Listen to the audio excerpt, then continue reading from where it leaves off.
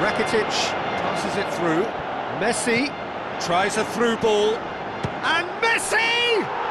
Goal! Barcelona! Barcelona are in front.